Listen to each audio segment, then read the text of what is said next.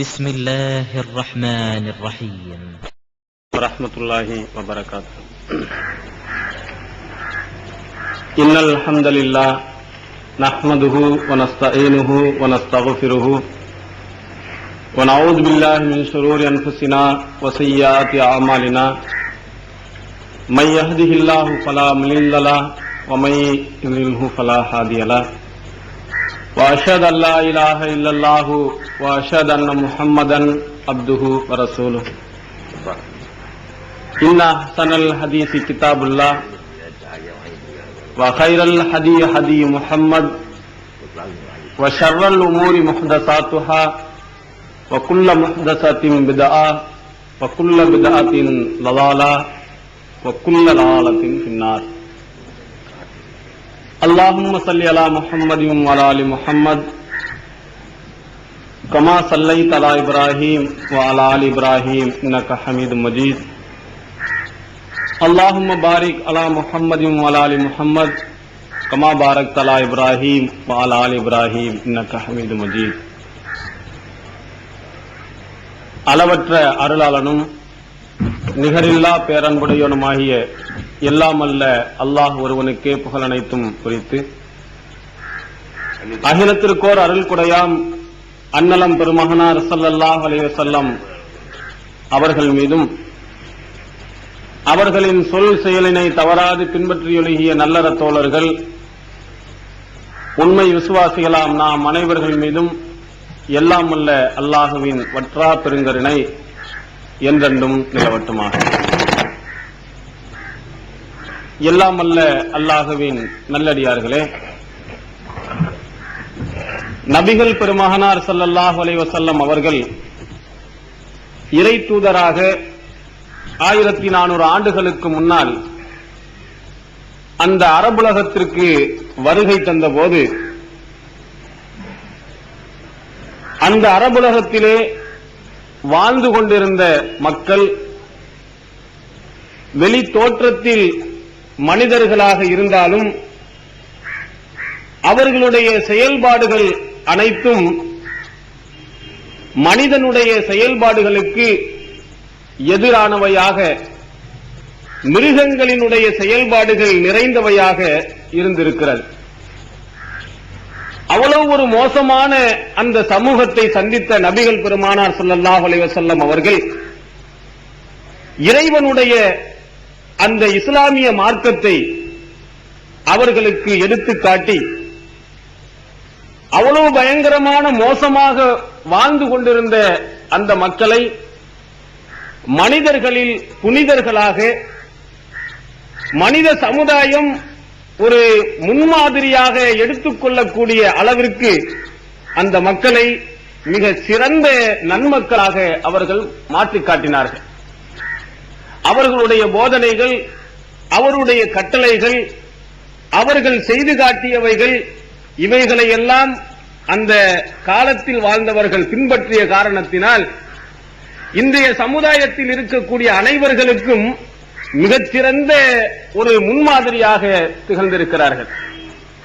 அவர்களிலே ஆரம்ப காலகட்டத்தில் இஸ்லாத்தை தழுவி இந்த இஸ்லாத்திற்காக வேண்டி எண்ணற்ற தியாகங்களை செய்தவர்கள் நிறைய நபர்கள். அதிலே ரசூலுல்லாஹி ஸல்லல்லாஹு அலைஹி வஸல்லம் அவர்களுக்கு அடுத்ததாக மிக முக்கியமாக 4 நபர்களை அன்றைய காலத்திலே வாழ்ந்த நபித்தோழர்கள் கருதிருக்கிறார்கள்.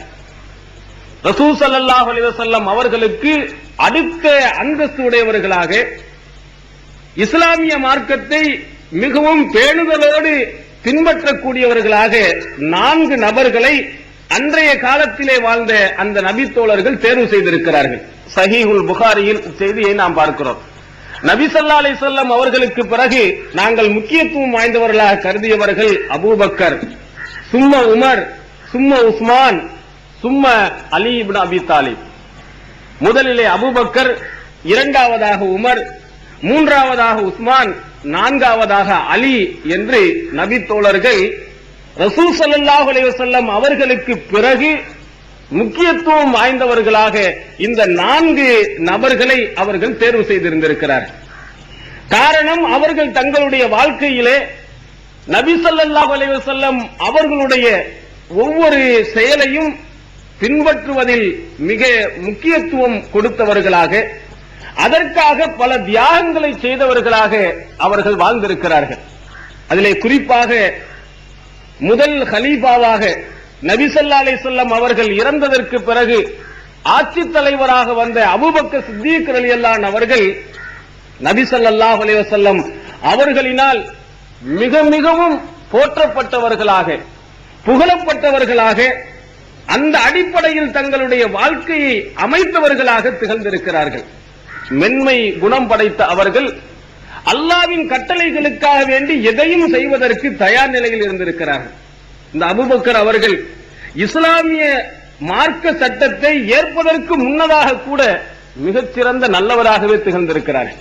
இஸ்லாம் வருவதற்கு முன்னதாக இந்த ஓரிரை கொள்கை இருக்கிறதே, இந்த கொள்கையினுடைய சட்டதிட்டங்களை அவர்கள் அறியாதவர்களாக இருந்தாலும் பொதுவாக நல்ல காரியங்கள் என்று அறியப்பட்டிருந்த மிகச்சிறந்த காரியங்களை தங்களுடைய வாழ்க்கையில் பின்பற்றக்கூடிய ஒரு நபி தோழராக ரசூலுல்லாஹி ஸல்லல்லாஹு அலைஹி வஸல்லம் அவர்களுக்கு அடுத்த நிலையில் இருக்கக்கூடிய அபூபக்கர் அவர்கள் இருந்திருக்கிறார்கள். இதற்கு வரலாற்று சான்றாக சஹீஹ் புகாரியில் ஒரு செய்தி இடம்பெறுகிறது. ஆரம்ப காலத்தில் இஸ்லாத்தை ஏற்று அல்லாஹ்வை அவர்கள் வணங்கிக் கொண்டு வந்தபோது அந்த முஸ்லிக்கீன்களுடைய தொந்தரவுகள் தாங்க முடியாமல், துன்பங்கள் தாங்க முடியாமல் அபூபக்கர் சித்தீக் ரலியல்லாஹு அன்ஹு அவர்கள் மக்கமா நகரத்தில் இருந்து அபிசீனியாவிற்கு ஹிஜ்ரத் செய்வதற்காக புறப்பட்டு சென்றார்கள். இங்கே அல்லாஹ்வை நாம் மனநிறைவோடு நிம்மதியாக நாம் வணங்க முடியாது, கிறிஸ்தவர்கள் ஆளக்கூடிய அந்த அபிசீனியாவிற்கு நாம் சென்றால் நாம் நிம்மதியாக அங்கே அல்லாஹ்வை வணங்கலாம் என்று சொல்லி அவர்கள் அங்கிருந்து புறப்பட்டு செல்கிறார்கள். அங்கே புறப்பட்டு சென்ற வழியிலே இடையிலே உள்ள ஒரு ஊரிலே ஒரு தலைவர், அபூபக்கர் சித்தீக் ரலியல்லாஹு அன்ஹு அவர்களை நன்கு அறிந்தவர், இப்னு தஹினா என்று சொல்லக்கூடியவர், அபூபக்கர் அவர்களை பார்த்து நீங்கள் எங்கே நீங்கள் செல்கிறீர்கள் என்று வினவுகிறார். அப்பொழுது அபூபக்கர் சித்தீக் ரலியல்லாஹு அன்ஹு அவர்கள் நடந்த நிகழ்ச்சியை சொல்லி, நான் என்னுடைய இறைவனை நான் வணங்குவதற்காக வேண்டி வேறு நாட்டுக்கு நான் செல்கிறேன் என்று அவர் சொன்னார். அதற்கு இப்னு தஹினா என்று சொல்லக்கூடியவர் அபூபக்கர் அவர்களை ஆரம்பத்திலேயே அறிந்தவர். அவர் சொல்லுகிறார், இன்ன அபூபக்கர் லா யஹ்ருஜ் மிஸ்லஹு வலா யுஹ்ரஜ். அபூபக்கர் இருக்கிறாரே, இவரை போன்றவர்கள் போகக்கூடாது, தன்னுடைய சொந்த நாட்டை விட்டு போகவும் கூடாது, யாரும் வெளியேற்றவும் கூடாது.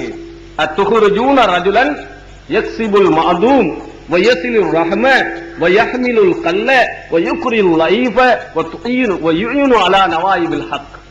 எந்த மனிதரை இவர்கள் வெளியேற்றுகிறார்கள்? இல்லாதவருக்காக வேண்டி அவர் சிரமப்படுகிறார், அதை போன்று உறவினர்களோடு சேர்ந்து வாழுகிறார், வறியவர்களுக்கு உதவி செய்கிறார், விருந்தாளிகளை கண்ணியப்படுத்துகிறார், சத்திய கருத்துக்காக வேண்டி போராடக்கூடியவர்களுக்கு இவர் தன்னால் முடிந்த உதவிகளை செய்கிறார். இப்படிப்பட்ட ஒரு மனிதரையே அவர்கள் வெளியேற்றுகிறார்கள் என்று இப்னு தஹினா என்று சொல்லக்கூடிய அந்த மனிதர் அபூபக்கர் அவர்களுக்கு முன்னால் சொல்கிறார்கள். நீங்கள் என்ன தவறு செய்தீர்கள்? இல்லாதவனுக்கு உழைப்பது, ஏழைகளுக்கு உதவி செய்வது, விருந்தினர்களை கவனிப்பது, சொந்தக்காரரோடு சேர்ந்து வாழ்வது, சத்தியத்திற்காக வேண்டி போராடக்கூடியவர்களுக்கு நீங்கள் உதவி செய்வது, இதெல்லாம் தவறா? இதற்காக உங்களை வெளியேற்றுகிறார்களா? முடியாது. உங்களை போன்ற நன்மக்கள் தன்னுடைய சொந்த நாட்டை விட்டு வெளியேறக்கூடாது. உங்களை உங்களுடைய ஊரிலே வணங்குவதற்கு நான் ஏற்பாடு செய்கிறேன், நீங்கள் திரும்பி செல்லுங்கள் என்று மக்காவுக்கு திருப்பி அனுப்பினார்கள். அங்கே மக்காவுடைய குறைசிகளிடத்தில் இப்னு தஹினா என்பவர் மிக முக்கியத்துவம் வாய்ந்த தலைவராக திகழ்ந்தனர். அவர்களிடத்திலே பேசி அவர்கள் தங்களுடைய வீடுகளிலே வணங்கிக் கொள்ளலாம், சத்தமிட்டு திருமறை குர்ஆனை ஓதக்கூடாது என்ற நிபந்தனைகளோடு அபூபக்கர் அவர்களை மக்காவிலே இருப்பதற்கு ஏற்பாடு செய்தார்கள். இது சஹீஹுல் புகாரியில் நாம் பார்க்கிறோம். இந்த சம்பவத்தை நாம் ஏன் குறிப்பிடுகிறோம் என்று சொன்னால், இஸ்லாத்தை ஏற்பதற்கு முன்னதாக கூட அபூபக்கர் சித்தீக் ரலியல்லாஹு அன்ஹு அவர்கள் அந்த மக்களிடத்திலே நன்மையான காரியங்கள் என்று அறியப்பட்ட அந்த காரியங்களை செய்த ஒரு நன்மக்களாகவே அபூபக்கர் அவர்கள் திகழ்ந்து வந்திருக்கிறார்கள். இதே மாதிரி வாசகத்தை ரசூல் ஸல்லல்லாஹு அலைஹி வஸல்லம் அவர்களுக்கு கூட சொல்வார். அபூ சுஃபியான் அவர்கள் சிரியாவிற்கு போன போது ஹிர்கல் என்ற மன்னர் அழைத்து, இந்த புதிதாக வந்திருக்கிறாரே அந்த முகமது அவர்கள் உங்களுக்கு எதை ஏவுகிறார், என்ன செய்கிறார் என்று சொல்லும்போது இதே வாசகத்தை சொல்வார்கள். அபூபக்கர் என்ன காரியத்தை செய்து கொண்டிருந்தாரோ இதே காரியத்தை இல்லாதவருக்கு உதவி செய்வது, விருந்தினர்களை உபசரிப்பது, உறவினர்களோடு சேர்ந்து வாழ்வது, வறியவர்களுக்கு உதவி புரிவது என்ற என்னென்ன காரணங்கள் சொல்லப்பட்டதோ அத்தனை காரியங்களையும் ரசூல் ஸல்லல்லாஹு அலைஹி வஸல்லம் அவர்கள் செய்து கொண்டிருக்கிறார், போதனை செய்து கொண்டிருக்கிறார் என்று அபூ சுஃபியான் ரலியல்லாஹு அன்ஹு அவர்கள் இஸ்லாத்தை ஏற்பதற்கு முன்னால் அங்கு ஹிர்கல் என்ற மன்னரிடத்திலே சொல்லியிருக்கிறார். ரசூல் ஸல்லல்லாஹு அலைஹி வஸல்லம் அவரிடத்திலே எந்த மாதிரி நற்பண்புகள் இருந்ததோ அதே பண்புகளை உள்ளடக்கியவர்களாக அபூபக்கர் சித்தீக் ரலியல்லாஹு அன்ஹு அவர்கள் திகழ்ந்திருக்கிறார்கள். அது மட்டுமல்லாமல் அவ்வளவு நல்ல குணம் படைத்த அவர்கள் இஸ்லாத்தை ஏற்ற உடனேயே இந்த மார்க்கத்திற்காக, இந்த இஸ்லாத்திற்காக வேண்டி நபிகள் பெருமானார் அவர்களுக்கு மாபெரும் உதவி செய்யக்கூடியவர்களாக திகழ்ந்தார்கள். அல்லாஹ்விற்கு அத்தனை கட்டளைகளுக்கும் கட்டுப்படுவதற்கு தயாரானவர்களாக திகழ்ந்திருக்கிறார்கள். அபூபக்கரை போன்ற ரசூல் ஸல்லல்லாஹு அலைஹி வஸல்லம் அவர்களுக்கு விருப்பமானவர்கள் அந்த நபி தோழர்களிலே யாருமே இருந்ததில்லை. மிக மிக அன்பிற்குரியவர்களாக, நேசத்திற்குரியவர்களாக அபூபக்கர் அவர்களையே அவர்கள் தேர்ந்தெடுத்திருந்தார்கள். காரணம் ஏதோ பணத்தை கொடுத்து விட்டார் என்பதற்காக அல்ல, இந்த மார்க்கத்திற்காக எதையும் செய்வதற்காக, இந்த இஸ்லாத்திற்காக வேண்டி எதையும் செய்வதற்கு அவர் தயார் நிலையில் இருந்தார். அதை போன்று தியாகங்களையும் செய்தார் என்பதற்காகத்தான் ரசூல் ஸல்லல்லாஹு அலைஹி வஸல்லம் அவர்கள் அபூபக்கர் அவர்களை ஒரு தனி இடத்திலேயே வைத்திருந்திருக்கிறார். இதற்கு இது ஒரு சான்று வேண்டுமேயானால் சஹீஹுல் புகாரியில் இன்னொரு செய்தி பதிவு செய்யப்பட்டிருக்கிறது. அபூபக்கர் அவர்களுக்கும் உமர் அவர்களுக்கும் பிரச்சனை. ஒரு கட்டத்தில் அபூபக்கர் அவர்கள் சொல்கிறார்கள், ஃபஅஸ்ரஅத்து இலைஹி, அந்த விஷயத்துல நான் ரொம்ப அவசரப்பட்டு விட்டேன், பிறகு நான் கஷ்டப்பட்டு விட்டு நான் உமர் அவர்களிடத்திலே கேட்டேன், என்னுடைய அந்த தவறை நீங்கள் மன்னித்து விட வேண்டும் என்று கேட்டேன். ஆனால் உமர் அவர்களோ மன்னிக்க மாட்டேன் என்று சொன்னார். அபூபக்கர் அவர்களுக்கு உமர் அவர்களுக்கு ஏதோ ஒரு சண்டை வந்தது. சண்டை வரும்போது அபூபக்கர் கொஞ்சம் அவசரப்பட்டு விட்டார்கள். அபூபக்கர் அவர்களே சொல்கிறார், நான் தான் அவசரப்பட்டு விட்டேன், பிறகு நாம் செய்தது தவறுதான் என்று சொல்லி உமர் அவர்களிடத்திலே நான் கேட்டேன், ஃபஸஅல்துஹு அய்யஃபிர லீ ஃபஅபா அலைய, நான் என்னுடைய தவறை மன்னிக்குமாறு கேட்டேன், ஆனால் உமர் அவர்கள் மன்னிக்க மறுத்து விட்டார்கள். உடனே அபூபக்கர் அவர்கள் ரசூல் ஸல்லல்லாஹு அலைஹி வஸல்லம் அவர்களுடைய அவைக்கு வந்து நடந்ததை சொல்லி, உமர் அவர்கள்ட்ட நான் மன்னிப்பு கேட்டேன், மன்னிக்க மாட்டேன் என்று சொல்லிவிட்டார் என்று அவர்கள் சொல்லி அங்கு அமர்ந்து விடுகிறார். உமர் அவர்களுக்கு உள்ளத்திலே உறுத்துகிறது. தமிழ்நாடு தௌஹீத் ஜமாஅத்தின் அரும் பணிகள், இஸ்லாம் கூறும் அனைத்து பணிகளையும் குர்ஆன் மற்றும் நபி வழியின் அடிப்படையில் செயல்படுத்தும் முதன்மையான அமைப்பு தமிழ்நாடு தௌஹீத் ஜமாஅத். பிற மத மக்களுக்கு இஸ்லாத்தை எடுத்துரைக்க அழைப்பு பணி. இஸ்லாத்தை ஏற்றுக்கொண்டவர்களுக்காக அனைத்து உதவிகளுடன் முற்றிலும் இலவசமாக ஆண்களுக்கும் பெண்களுக்கும் என தனித்தனி பயிற்சி மையங்கள். முஸ்லிம் சமுதாயத்தில் காணப்படும் பலவித தீமைகள் மற்றும் மூட நம்பிக்கைகளை களைவதற்கு பொதுக்கூட்டங்கள், மாநாடுகள் போன்ற பல்வேறு நிகழ்ச்சிகள், வரதட்சணை ஒழிப்பு பற்றிய விழிப்புணர்வு கூட்டங்கள் மற்றும் வாங்கிய வரதட்சணையை திருப்பிக் கொடுக்கும் நிகழ்ச்சிகள், உயிர்காக்கும் இரத்த தானங்கள், இலவச மருத்துவ முகாம்கள் மற்றும் ஆம்புலன்ஸ் சேவைகள், ஏழை எளிய மாணவ மாணவிகளுக்கு இலவச நோட்டு புத்தகங்கள், இலவச சீருடைகள், நோன்பு பெருநாளை மகிழ்ச்சியுடன் கொண்டாட ஃபித்ரா விநியோகம் மற்றும் ஹஜ் பெருநாளின் போது கூட்டு குர்பானி திட்டம், சுனாமி, தீ விபத்து, சாலை விபத்து, வெள்ளம் போன்ற திடீர் விபத்துகளில் பாதிக்கப்படும் மக்களுக்கு ஓடோடி சென்று உதவுதல், தனியார் தொலைக்காட்சி மூலம் தினந்தோறும் பல்வேறு நிகழ்ச்சிகள், இணையதளம் மூலம் இஸ்லாத்தை அறிந்து கொள்ள www.onlinepj.com, www.tntj.net போன்ற இரு இணையதளங்கள், ஏகத்துவம், தீன்குல பெண்மணி ஆகிய மார்க்க மாத இதழ்கள், முஸ்லிம் சமுதாயத்தை தட்டி எழுப்பும் உணர்வு வார இதழ், தொலைபேசி மற்றும் கடிதங்கள் மூலம் விளக்கம் பெற தனி ஏற்பாடு, குடும்ப பிரச்சினைகளுக்கு தீர்வு காண ஷரியத் தீர்ப்பாயங்கள், இலவச திருமண தகவல் திட்டம், முதியோர் ஆதரவு இல்லம், சிறார்களுக்கான அனாதை இல்லம், சத்தியத்தை நிலைநாட்டிட பல்வேறு விவாதங்கள், அடக்குமுறைக்கு எதிரான போராட்டங்கள், முஸ்லிம் சமுதாய சமுதாயத்திற்கு இடஒதுக்கீட்டை பெற்றுத்தந்த உரிமை போராட்டங்கள், வறுமை மற்றும் கடன்களில் சிக்கி தவிக்கும் மக்களை மீட்டெடுக்க ஜகாத் நிதியை திரட்டி உரியவர்களுக்கு உதவுதல், வட்டியில்லா கடனுதவி திட்டங்கள், இது போன்ற இன்னும் ஏராளமான பணிகளை செய்து வரும் தமிழ்நாடு தௌஹீத் ஜமாத் எந்த வெளிநாட்டு அரசிடமிருந்தோ அல்லது எந்த வெளிநாட்டு நிறுவனங்களிடமிருந்தோ உதவிகளை பெறுவதில்லை என்பதை கொள்கையாக கொண்டுள்ளது. எனவே மறுமையில் மகத்தான கூலியை பெற்றுத்தரும் இந்த அரிய பணிக்கு உங்களது ஜகாத் மற்றும் நன்கொடைகளை வாரி வழங்குவீர். உங்களது நன்கொடைகளை டிடியாகவோ செக்காகவோ மணி ஆர்டராகவோ அனுப்பலாம். டிடி அனுப்புபவர்கள் தமிழ்நாடு தௌஹீத் ஜமாத் வங்கி கணக்கு எண் 7882748227 இந்தியன் வங்கி மண்ணடி கிளை என்ற பெயரில் எடுத்து அனுப்ப வேண்டிய முகவரி தமிழ்நாடு தௌஹீத் ஜமாத் மாநில தலைமையகம் 30 அரண்மனைக்காரன் தெரு, மண்ணடி, சென்னை 1. போன் 044225215226. தவறு செய்தார் சரிதான், மன்னிப்பு கேட்டும் கூட நாம் மன்னிக்காமல் விட்டு விட்டோமே என்று வேக வேகமாக அபூபக்கர் அவர்களுடைய வீட்டுக்கு போனார். கேட்கிறார், அங்கே அபூபக்கர் இங்கே இல்லை.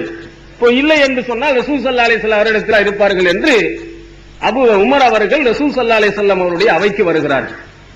அவையிலே ரசூல் ஸல்லல்லாஹு அலைஹி வஸல்லம் இருக்கிறார்கள், அபூபக்கர் இருக்கிறார்கள், மற்ற நபி தோழர்களும் இருக்கிறார்கள். உமர் அவர்கள் உள்ளே சலாம் சொல்லி உள்ளே வருகிறார்கள். ஃபஜஅல வஜ்ஹுன் நபி ஸல்லல்லாஹு அலைஹி வஸல்லம் யதஅம்மர் ஃபஅஷ்ஃபக அபூபக்கர் ரலியல்லாஹு அன்ஹு. உள்ளே வந்தவுடனேயே ரசூல் ஸல்லல்லாஹு அலைஹி வஸல்லம் அவருடைய முகம் அப்படியே மாறி விடுகிறது. கடும் கோபத்தை அங்கே காட்டுகிறார்கள். எந்த அளவிற்கு என்று சொன்னால் அபூபக்கர் அவர்கள் போய் ரசூல் ஸல்லல்லாஹு அலைஹி வஸல்லம் அவர்களுக்கு சமாதானப்படுத்துகிறார்கள். வல்லாஹி அன குன்து அல்லம், அல்லாஹ்வின் தூதர் அவர்களே, உமர் தவறு செய்யவில்லை, நான் தான் தப்பு செய்து விட்டேன், அவர் மீது நீங்கள் கோபப்படாதீர்கள் என்று நபிகள் பெருமானார் அவர்களுக்கு முன்னால் சென்று அபூபக்கர் அவர்கள் அங்கே சொல்கிறார்கள். கோபப்பட்டு விடாதீர்கள், உமர் மீது தவறு இல்லை, என் மீது தான் தவறு என்று அபூபக்கர் அங்கே போய் சொன்னார்கள். அந்த அளவிற்கு ரசூல் ஸல்லல்லாஹு அலைஹி வஸல்லம் அவர்கள் கடுமையாக கோபப்பட்டு விட்டார்கள். அபூபக்கர் அவ்வளவு கீழிறங்கி தன்னுடைய தவறை மன்னிக்குமாறு கேட்டும் கூட உமர் மன்னிக்கவில்லையா என்றவுடன் முகத்திலே தன்னுடைய கோபத்தை கடுமையை காட்டினார்கள். அபூபக்கரே கதிகலங்கி போய்விட்டார். போனதற்கு பிறகு எல்லா மக்களையும் பார்த்து சொன்னார்கள், அபூபக்கர் எப்படிப்பட்டவர், எவ்வளவு சிறப்புக்குரியவர். அல்லாஹு தஆலா இன்னல்லாஹ பஅஸனி இலைக்கும், அல்லாஹு தஆலா என்னை நபியாக உங்களிடத்தில் அனுப்பி வைத்தான். ஃபகுல்தும் கதப்த, நீங்கள் எல்லாம் சொன்னீர்கள் நான் பொய் சொல்வதாக சொன்னீர்கள். ஃபகால அபூபக்கர் சதக், அபூபக்கர் உண்மை சொன்னார் என்று சொன்னார். நான் ஆரம்பத்திலே வந்து நான் அல்லாஹ்வின் தூதர் என்று உங்களுக்கெல்லாம் நான் சொன்னேன். ஆரம்பத்திலே நீங்கள் ஏற்றீர்களா? நீங்கள் எல்லாம் சொன்னீர்கள் நான் பொய்யன் என்று சொன்னீர்கள். ஆனால் அபூபக்கர் மட்டும்தான் சொன்னார், இல்லை இவர் உண்மையைத்தான் சொல்லுகிறார் என்று சொன்னார். வாசானி பிமாலிஹி பினஃப்ஸிஹி, தன்னுடைய உயிரிலும் சரி தன்னுடைய சொத்துக்களிலும் சரி மிக விசாலமாக அவர் நடந்து கொண்டார். எதையும் தருவதற்கு தயாராக இருந்தவர் இந்த அபூபக்கர். பகல் தாரிகூலி சாஹிபி, என்னுடைய இந்த தோழரை நீங்கள் விட்டு விடுவீர்களா? அவருக்கு ஏதாவது துன்பங்களை நீங்கள் தருவீர்களா என்று நபி ஸல்லல்லாஹு அலைஹி வஸல்லம் அவர்கள் அந்த இடத்திலே எல்லா மக்களையும் பார்த்து சொல்லி காட்டினார். இது அபூபக்கர் அவர்களுடைய சிறப்புக்கு மிகச்சிறந்த ஒரு எடுத்துக்காட்டு. அவர்கள் வேணுமே எதுக்காக வேண்டி எந்த விதமான சொந்த பந்தத்தின் அடிப்படையிலே அவர்கள் சிறப்பை பெற்றுவிடவில்லை. நெருங்கிய உறவினர்கள் எல்லாம் எத்தனை நபர்கள் இருந்தாலும் உறவினர்களாக இல்லாத அபூபக்கர் அவர்கள் சிறந்த இடத்தை பெற்றார்கள். உமரை விட சிறந்த இடத்தை பெற்றார்கள். இந்த மக்கள் இருக்கக்கூடிய யாரும் பெற முடியாத இடத்தை அபூபக்கர் சித்தீக் ரலியல்லாஹு அன்ஹு அவர்கள் பெற்றிருக்கிறார்கள். அவ்வளவு சிறப்பு வாய்ந்தவர்களாக திகழ்ந்ததற்கு காரணம் இந்த இஸ்லாத்திற்காக அல்லாஹ்விற்காக வேண்டி எல்லா தியாகத்தையும் செய்தார்கள். அதனால்தான் ரசூல் ஸல்லல்லாஹு அலைஹி வஸல்லம் அவர்கள் அவர்களுக்கு என்று ஒரு தனி இடத்தை வைத்தார்கள். நபிகள் பெருமானாருடைய இறுதி காலகட்டத்திலே இறக்கக்கூடிய நேரத்திலே அவர்கள் சொன்னார்கள், இந்த பள்ளி வாசலுடைய அனைத்து வாசல்களும் அடைக்கப்பட வேண்டும். மஸ்ஜிது நபவி பெரிய தோட்டத்தில் தான் கட்டப்பட்டு இருந்தது. அது தோட்டத்திலே சுத்தி வர காம்பவுண்ட் எல்லாம் இருக்கவில்லை, மரங்கள் தான் இருந்திருக்கிறது. ஒவ்வொருத்தரும் தங்கள் வீட்டின் பக்கத்தில் எந்த வழி இருக்கோ அந்த பக்கம் வந்து கொண்டே இருப்பார்கள். தனித்தனியாக வழி, இந்த பக்கம் ஒரு ஆள் வழி இருக்கும், அப்படி வரும் அந்த பக்கம். அவரவர்கள் வீடு எந்த பக்கம் இருக்குமோ இடையிடையிலே புகுந்து வந்து பள்ளியாசலிலே சேர்ந்து கொள்வார்கள். கடைசி நேரத்தில் ரசூல் ஸல்லல்லாஹு அலைஹி வஸல்லம் சொன்னார்கள், லா யபுகியன்ன ஃபில் மஸ்ஜிதி பாபுன், எந்த பள்ளியில் எந்த வாசலும் திறந்திருக்க கூடாது, எல்லா வாசலையும் அடைத்து விடுங்கள். இல்லா பாபா அபூபக்கர், அபூபக்கருடைய வாசலை தவிர. எல்லா வாசலும் அடைக்கப்பட்டு விடும், ஒரே ஒரு வாசல்ல தான் எல்லாரும் வரணும். ஆனால் அபூபக்கர் எப்போதும் வருவாரே, அது மட்டும் திறந்திருக்கட்டும் என்று சொன்னார். சஹீஹுல் புகாரியில் செய்தியை நாம் பார்க்கிறோம். அபூபக்கர் மட்டும் எந்த வழியில் வந்திருக்கிறாரோ அவருக்கு மட்டும் அடைத்து விடாதீர்கள், அவர் மட்டும் அந்த வழியிலே வந்து கொண்டு வரட்டும். அவ்வளவு சிறப்பு மிக்கவர் என்பதை நபிகள் பெருமானார் அவர்கள் அந்த வாசகத்தின் மூலமாக நமக்கு சுட்டிக்காட்டி இருக்கிறார். இந்த அபூபக்கர் சித்தீக் ரலியல்லாஹு அவர்கள் இவ்வளவு சிறப்பு வாய்ந்ததற்கு காரணம், தங்களுடைய ஒவ்வொரு அமல்களிலேயும் நபிகள் பெருமானார் அவர்களுடைய சொல்லையும் செயலையும் அவர்கள் அப்படியே பின்பற்றி காட்டியிருக்கிறார். உதாரணத்துக்கு ரசூல் ஸல்லல்லாஹு அலைஹி வஸல்லம் அவர்கள் தான தர்மங்கள் செய்வதை பல இடங்களில் வலியுறுத்தி காட்டியிருக்கிறார். இஸ்லாத்திற்காக வேண்டி வாரி வழங்க வேண்டும் என்று சொல்லியிருக்கிறார்கள். இந்த மாதிரி போதனைகள் நபிகள் பெருமானார் அவர்கள் பல இடங்களிலே அவர்கள் செய்திருக்கிறார்கள். இதையெல்லாம் கேட்டிருக்கிறார். அங்கு இஸ்லாத்திற்கு ஏதாவது தேவை என்று சொன்னால் மிக மிக அதிகமாக வழங்கக்கூடியவர்கள் யார் என்றால் அபூபக்கர் அவர்கள் மட்டும்தான். அதிலே உமர் அவர்களுக்கு கொஞ்சம் வருத்தம். இதுல இந்த வகையிலே போராமைப்படலாம் என்று ரசூல் ஸல்லல்லாஹு அலைஹி வஸல்லம் சொல்லியிருக்கிறார். நன்மையான காரியங்களில் நாம் என்ன செய்யலாம், அடுத்தவர்கள் மீது போராமைப்படலாம். நிறைய தர்மம் செய்தால், நமக்கு அல்லாஹ் தஆலா நிறைய பணத்தை தந்தால் நாமும் இதை போன்று தர்மம் செய்யலாமே, போட்டி போடலாம். இது ரசூல் ஸல்லல்லாஹு அலைஹி வஸல்லம் தடுக்கவில்லை. உமர் அவர்களுக்கு அப்படிப்பட்ட ஒரு ஆசை, என்றாவது ஒரு நாள் அபூபக்கர் செய்திருக்கக்கூடிய தர்மத்தை விட நாம் கூடுதலாக தர்மம் செய்துவிட வேண்டும், அவரை ஒரு நாளாவது நாம் முந்திவிட வேண்டும் என்று அவர்கள் மனதிலே எண்ணிக்கொண்டார்கள். அல்லாஹ் அப்படிப்பட்ட ஒரு சூழ்நிலையை உருவாக்குகிறார். வியாபாரத்திலே அபூபக்கர் அவர்களை விட நிறைய செல்வங்கள் ஒரு கட்டத்தில் உமர் அவர்களுக்கு கிடைக்கிறது. நிறைய பணம் கொட்டுச்சு, ஆனா அபூபக்கர் ரொம்ப குறைவா போயிட்டார். வியாபாரத்தில் நிறைய லாபம் கிடைக்கல. அப்போ சொன்னாங்க, அல் யௌம அஸ்பிகு அபூபக்கர், இன்றைய நாளையில் அபூபக்கர் அவர்களை நான் மிஞ்சிவிட போகிறேன் அப்படின்னு சொல்லிவிட்டு, அங்க வீட்டில் எவ்வளவு பணம் இருந்ததோ அதுல அப்படியே சரிபாதியாக எடுத்துக்கொண்டு வந்து ரசூல் ஸல்லல்லாஹு அலைஹி வஸல்லம் அவர்களிடத்திலே கொண்டு வந்து வைக்கிறார். உமர் அவர்கள் தன்னுடைய சொத்துல சரிய பாதி அத்தனையும் கொண்டு வந்து தர்மமாக வைக்கிறார். ரசூல் ஸல்லல்லாஹு அலைஹி வஸல்லம் கேட்கிறார்கள், யா உமர் மா அபுகைத்தலி அஹ்லி, உமர் அவர்களே உங்களுடைய குடும்பத்துக்கு நீங்கள் எதை எவ்வளவு வைத்து விட்டு வந்திருக்கிறீர்கள்? கொஞ்ச நாள் மிஸ்லஹு, இதை போன்ற அளவு வச்சிருக்கிறோம், பாதி அங்க இருக்கு பாதி இங்க வந்துருச்சு. அடுத்ததா அபூபக்கர் வர்றாங்க. ஃபஅதா அபூபக்கர் பிகுல்லிமா இந்தஹு, அபூபக்கர் அவர்கள் தன்னிடத்தில் இருக்கிறதெல்லாம் கொண்டு வந்து கொடுத்தார். ஆனா அளவுல பார்த்தா ரொம்ப ரொம்ப கம்மி தான் கொண்டு வந்து வச்சார். இருந்தாலும் அவங்களுக்கு ரொம்ப சந்தோஷம். யாருக்கு? உமர் அவருக்கு ரொம்ப குறைவா தான் கொண்டு வந்திருக்கிறாரு அபூபக்கர். நம்ம தான் ஆளு, இன்னைக்கு ஜெயிச்சாச்சு, நம்ம தர்மத்துல நாம் அதிகமா நம்ம கொடுத்துட்டோம் அப்படின்னு நினைச்சாங்க. அடுத்ததாக ரசூல் ஸல்லல்லாஹு அலைஹி வஸல்லம் உமர்ட்ட கேட்ட மாதிரியே கேட்கிறாங்க, யா அபூபக்கர் மா அபுகைத்தலி அஹ்லி, அபூபக்கர் அவர்களே குடும்பத்திலே நீங்கள் என்ன வைத்து விட்டு வந்திருக்கிறீர்கள்? எவ்வளவு பணம் அங்கே இருக்கிறது? அதுக்கு சொன்னாங்க, அல்லாஹ்வும் அவனுடைய தூதரையும் தான் அங்கே வைத்து விட்டு வந்திருக்கிறேன், ஒன்றும் கிடையாது, இருக்கிற அனைத்தையும் கொண்டு வந்து கொடுத்து விட்டேன் அப்படின்னு சொன்னவுடன் தான் உமர் அவர்கள் சொன்னார்கள், வல்லாஹி லா அஸ்பிகு இலா ஷைஇன் அபதா, அபூபக்கர் அவர்களை எந்த விஷயத்திலையும் ஒருபோதும் நான் முந்தவே முடியாது. எல்லாத்தையும் கொடுத்துட்டார். நீ வந்து ₹1,00,000 கொடுத்தாலும் வீட்டுல பாதி வச்சுட்டீங்க, அல்லாஹ்வுக்காக வேண்டி எல்லாத்தையும் கொடுக்க மாணவர்களையே.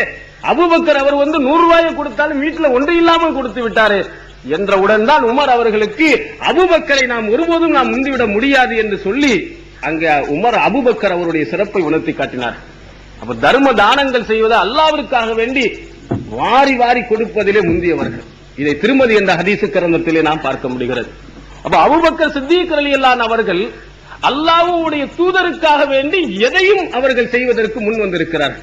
அதனால்தான் மிகவும் சிறப்புக்குரியவர்களாக இந்த வரலாற்று நூல்களிலே பொறிக்கப்படுகிறார். அதை போன்று அல்லாஹ்விற்கு செய்ய வேண்டிய காரியங்களிலும் மற்றவர்களுக்கு செய்ய வேண்டிய காரியங்களிலேயும் அவர்கள் முந்திருக்கிறார்கள், சிறந்தவர்களாக திகழ்ந்திருக்கிறார்கள். அதற்கு ஒரு சான்று சஹீஹ் முஸ்லிமில் இடம்பெறுகிறது.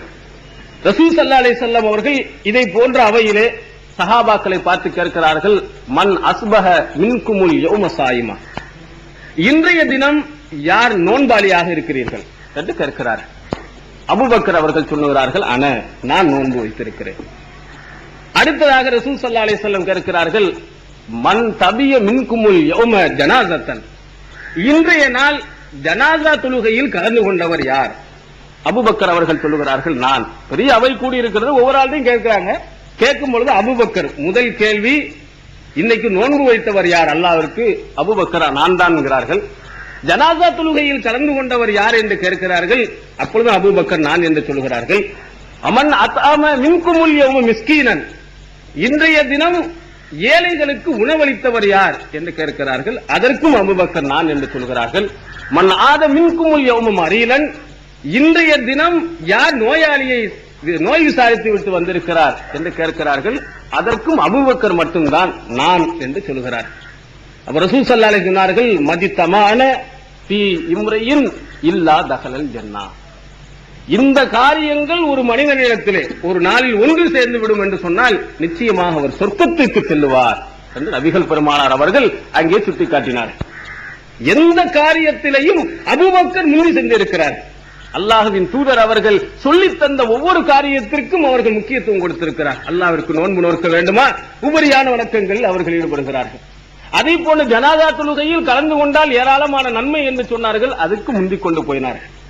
அதே போன்று ஏழைகளுக்கு உணவளிக்க வேண்டும் என்று நபி ஸல்லல்லாஹு அலைஹி வஸல்லம் அவர்கள் சொன்னார்கள், அதற்கு முந்தி போனார்கள். அதே போல் நோயாளியை சந்திக்க வேண்டும் என்று ரசூல் ஸல்லல்லாஹு அலைஹி வஸல்லம் சொன்னார்கள், அதற்கும் அவர்கள் போனார்கள். அத்தனை நபி தோழர்களிலும் கூட அபூபக்கர் சித்தீக் ரலியல்லாஹு அன்ஹு அவர்கள் நபிகள் பெருமானார் அவர்களுடைய பொன்மொழியை ஒவ்வொரு காலகட்டத்திலேயும் ஒவ்வொரு விஷயத்திலேயும் அப்படியே அப்பட்டமாக பின்பற்றக்கூடியவர்களாக அவர்கள் திகழ்ந்திருக்கிறார்கள். தான தர்மங்களிலிருந்து அல்லாஹ்விற்கு செய்ய வேண்டிய கடமைகளில் அனைத்திலையும் சிறப்பு வாய்ந்தவர்களாக அபூபக்கர் சித்தீக் ரலியல்லாஹு அன்ஹு அவர்கள் திகழ்ந்திருக்கிறார். அறிவு கூர்மையில் எடுத்துக்கொண்டாலும் கூட அபூபக்கர் சித்தீக் ரலியல்லாஹு அன்ஹு அவர்கள் மிகவும் சிறப்பு வாய்ந்தவர்களாக திகழ்ந்திருக்கிறார்கள். நபி ஸல்லல்லாஹு அலைஹி வஸல்லம் ஒரு கருத்திலே ஒரு விஷயத்தை சொல்லிவிட்டார்கள் என்று சொன்னால் உடனடியாக புரிந்து கொள்வார்கள். மற்ற நபி தோழர்களை விட விவரம் மிக்கவர்களாகவும் அவர்கள் திகழ்ந்திருக்கிறார்கள். சஹீஹுல் புகாரியில் ஒரு செய்தியை பார்க்கிறோம். நபி ஸல்லல்லாஹு அலைஹி வஸல்லம் அவர்கள் இறுதி கட்டத்திலே எல்லா நபி தோழர்களிடத்திலேயும் சில காரியங்களை போதனைகளை அவர்கள் செய்கிறார்கள். அப்பொழுது ஒரு விஷயத்தை சொன்னார்கள். அபூ சயீதுல் குத்ரி ரலியல்லாஹு அன்ஹு அவர்கள் இச்செய்தியை அறிவிக்கிறார்கள். அல்லாஹ் தஆலா ஒரு அடியானிடத்திலே ரெண்டு விஷயத்தில் ஏதாவது ஒரு விஷயத்தை தேர்ந்தெடுக்குமாறு கூறுகிறார். ஒன்று இந்த உலகம், இன்னொன்று அல்லாஹ்விடத்தில் இருக்கக்கூடியது. உடனே அந்த அடியார் என்ன செய்தார்? ஃபக்தார் அல்லாஹ், அல்லாஹ்விடத்தில் இருக்கக்கூடியதை அவர் தேர்வு செய்து கொண்டார். அபூபக்கர் அவர்கள் இந்த செய்தியை கேட்ட உடனே ஒரே அழ ஆரம்பித்து விட்டார். அபூ சயீதுல் குத்ரி ரலியல்லாஹு அன்ஹு சொல்றாங்க, எதற்காக இவர் அழுகிறார்? ரசூலுல்லாஹ் பொதுப்படையா சொன்னாங்க, அல்லாஹ் தஆலா ரெண்டு காரியத்தில் உங்களுக்கு எது வேண்டும் என்று கேட்கிறான், உலகம் வேண்டுமா அல்லாஹ்விடத்தில் இருக்கக்கூடியது வேண்டுமா என்று அல்லாஹ் கேட்கிறான். கேட்கும்போது அந்த அடியார் அல்லாஹ்விடம் இருக்கிறதை எதிர்பார்த்துக் கொண்டார், எடுத்துக்கொண்டார். இவர் ஏன் அழுகிறார் என்று நாங்கள் எண்ணினோம். அபூ சயீத் சிறிய வயதுடையவர்கள். அதற்கு பிறகுதான் தெரிந்தது, இது ரசூல் ஸல்லல்லாஹு அலைஹி வஸல்லம் அவர்கள் தன்னை பற்றி சுட்டிக்காட்டி இருக்கிறார்கள். அல்லாஹ் தஆலா தன்னுடைய உயிரை கைப்பற்ற போகிறான் என்பதை அதிலே சுட்டிக்காட்டி இருக்கிறார்கள் என்பதை பின்னர் தான் நாங்கள் விளங்கியிருந்தோம். ஆனால் அபூபக்கர் அவர்கள் அந்த நேரத்திலேயே விளங்கியிருந்திருக்கிறார்கள் என்று குறிப்பிட்டிருக்கிறார். அதே போன்று ஹிஜ்ரத் செய்கின்ற நேரத்திலும் கூட அபூபக்கர் சித்தீக் ரலியல்லாஹு அன்ஹு அவர்களுடைய அறிவு கூர்மையை நாம் பார்க்க முடிகிறது. ரசூல் ஸல்லல்லாஹு அலைஹி வஸல்லம், அபூபக்கர் சித்தீக், அதே போன்று ஆமிர் இப்னு ஃபுஹைரா, இன்னும் அவரை வழிகெடுத்து செல்லக்கூடிய ஒரு வழிகாட்டி, அவர்கள் எல்லாம் பிரயாணம் செய்து மதீனாவை நோக்கி போகிறார்கள். போகும்போது ஒரு சிலர்கள் சந்திக்கிறார்கள். அபூபக்கர் அவர்கள் பல இடங்களில் வியாபாரத்திற்கு சென்று வந்த காரணத்தினால் அபூபக்கர் அவர்களை தெரிகிறது. தெரிந்த உடனே சலாம் சொல்லி, என்ன நீங்க எங்கே போகிறீர்கள் என்று கேட்கிறார்கள். நான் சும்மா இங்க மதீனாவுக்கு போகிறோம் என்று சொன்னவுடன் பின்னால் யார் இருக்கிறார்? இந்த முகமது நபி அவர்கள். இவங்களை யார் என்று சொல்வது என்று கேட்கும் போது அபூபக்கர் அவர்கள் அழகா சொன்னார்கள், இவர் வழிகாட்டி என்று ஒரு சொல்லிட்டாங்க. பொய்யும் சொல்லக்கூடாது, ஆனாலும் இவன்ட்ட மாட்டிவிடக் கூடாது. ஆனா இவன்ட்ட போய் முகமது அவர்கள் போகிறார்கள் என்று சொன்னா இந்த செய்தி பரவிவிட்டது என்று சொன்னால் எதிரிகள் நம்மை கொன்று விடுவார்கள் என்பதற்காக பொய்யும் சொல்லக்கூடாது, அதே சமயத்தில் இவனிடத்திலே மாட்டியும் விடக்கூடாது என்பதற்கு அற்புதமான ஒரு வார்த்தையை சொன்னார்கள், என்னுடைய வழிகாட்டி என்று சொன்னார். அபூபக்கர் அவர்கள் மனதிலே எண்ணியது இஸ்லாத்தின் சொர்க்கத்தின் வழிகாட்டி இவர்கள் என்று அவங்க மனசுல எண்ணிக்கிட்டாங்க. அவன் கேள்வி கேட்டவன் அவன் எப்படி வழங்கிட்டான்னா, மதீனாவிற்கு வழி நடத்தி செல்லக்கூடிய வழிகாட்டி என்று அவன் வழங்கிக் கொண்டு அவன் போய்விட்டான். இது சஹீஹுல் புகாரியில் நாம் பார்க்கிறோம். சில சந்தர்ப்பங்களிலே அபூபக்கர் சித்தீக் ரலியல்லாஹு அன்ஹு அவர்கள் தன்னுடைய அறிவை பயன்படுத்தி நல்ல காரியங்களை எல்லாம் செய்திருக்கிறார்கள். இதே மாதிரி அவங்களுடைய மகள் ஆயிஷா கிட்ட கூட பார்க்க முடியும். அந்த அறிவை பற்றி ஆயிஷா சித்திகா அவர்களை பற்றி பேசணும்னா நிறைய பேசலாம். ஆனா ரசூல் ஸல்லல்லாஹு அலைஹி வஸல்லம் அவர்கள் ஆயிஷாவுடைய அறிவை மெச்சும் பொழுது ஆயிஷாவை சிறப்பித்து சொன்னதில்லை, அபூபக்கரை தான் அங்கே சுட்டி காட்டியிருக்கிறார். ரசூல் ஸல்லல்லாஹு அலைஹி வஸல்லம் உடைய மனைவிமார்களுக்கும் ஆயிஷா அவர்களுக்கும் மத்தியிலும் சில சண்டைகள் ஏற்பட்டிருக்கிறது. ரசூல் ஸல்லல்லாஹு மனைவிமார்கள் 2 கோஷ்டிகள் இருந்திருக்கிறாங்க. ஆயிஷா ரலியல்லாஹு அன்ஹா அவர்கள் தலைமையில சில மனைவிமார்கள், உம்மு சலமா ரலியல்லாஹு அன்ஹா அவருடைய தலைமையில சில மனைவிமார்கள். அவங்களுக்கு சின்ன சின்ன சக்கலாத்தி சண்டை மாதிரி வந்திருக்கு. அவங்களும் மனிதர்கள் தானே, அந்த மாதிரி சில சண்டைகள் வந்திருக்கிறது. அப்படி சண்டை வரும் பொழுது பிரச்சனை என்னன்னு சொன்னா, சில சஹாபாக்கள் ஆயிஷா அவர்களுடைய வீட்டில இருக்கும் பொழுது அன்பளிப்பு எல்லாம் கொடுப்பாங்க. இதை மத்தவங்களுக்கு பிடிக்கல. ரசூலுல்லாஹ்ட்ட சொல்றாங்க, இதெல்லாம் இந்த மாதிரிலாம் நடக்க கூடாது, யார் எந்த வீட்டுல இருந்தாலும் கொடுங்கன்னு நீங்க மக்களுக்கு அறிவிங்க. ஆனா ரசூலுல்லாஹ் அறிவிக்கல. காரணம், அது அன்பளிப்பு என்பது அவர்களுடைய விருப்பத்திற்குரியது, அவங்ககிட்ட போய் நம்ம கண்டிஷன் போடக்கூடாது, நம்முடைய பொருள் அல்ல. அதுக்குனால ரசூலுல்லாஹ் சும்மா இருந்துட்டாங்க. உடனே இது பிரச்சனையை ஆக்கணுங்கிறதுக்காக வேண்டி உம்மு சலமா அவங்கள்ட்ட மத்த மனைவிமார்கள்லாம் சொல்லி ரசூலுல்லாஹ்ட்ட சொல்லுங்கிறாங்க. அவங்க சொல்றாங்க, ரசூலுல்லாஹ் எந்த பதிலும் சொல்ல. கடைசியில திரும்ப திரும்ப சொன்ன உடனே ஆயிஷா விஷயத்துல என்னுடைய மனதை புண்படுத்தாருன்ற உடனே உம்மு சலமா விளையிட்டாங்க.